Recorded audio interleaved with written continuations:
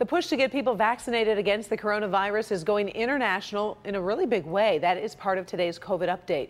First, the state of Michigan is reporting 510 new cases of the virus today. That is up from yesterday. The 7-day positivity rate, though, remains below 4%. The state has also recorded 57 additional deaths, including a review of vital records. On the vaccine effort, the United States will donate 75% of its unused COVID-19 vaccines to the unbacked COVAX sharing program. Now, our neighbors to the north, Canada, is one of the countries signing on to secure 6 million doses.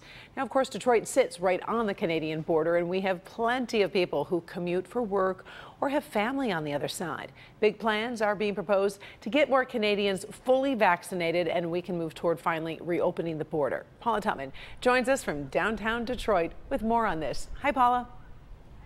Hey, Karen. Yeah, the big headline for today is what happened in Windsor last night when the tunnel board actually met and agreed to close the border, not the border, but the tunnel as often as needed if it can be a conduit to help get Canadians vaccinated. So imagine Canadians on one side of the border and their arms on the other actually getting shots. Just part of the logistics to open up these shared borders so that we can reunite both countries. It starts with a story in the shared DNA and border between the United States and Canada. I have a brother who lives in Dearborn. I haven't seen him in close to 2 years. My mom lives in Windsor. She hasn't seen him in close to 2 years. That's a personal story, but multiply that by the hundreds of thousands. It is now moved to a tangible plan, a way for Canadians unable to get fully vaccinated for various supply and political reasons, sharing in the surplus of vaccines of their neighbors, us, in the U.S.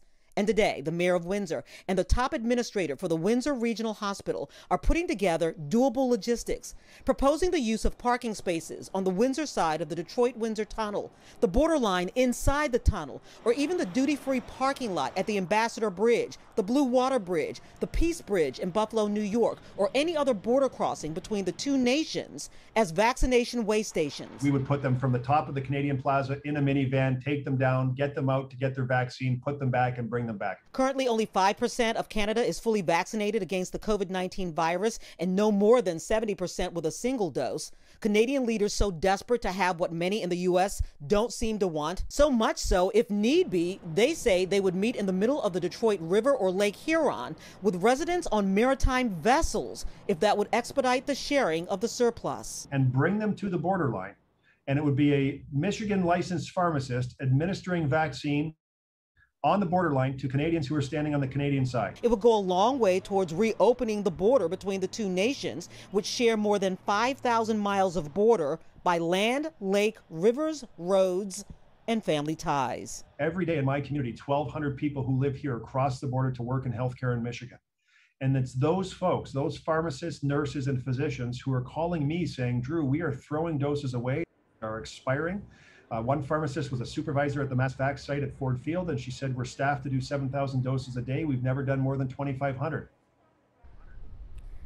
Yeah, okay, so if the devil is in the details, the angel will be in cooperation between municipalities, states, and of course the federal government. Windsor says they've been talking to Senator Debbie Stabenow's office. I indeed reached out to Stabenow's office, was told that she wasn't able to give a comment, reached out to Gary Peters, still haven't heard back from them. But Karen, that's the linchpin right here, and that is cooperation to pull this off so that they can facilitate the openings of these borders. That would be key. All right, thank you, Paula.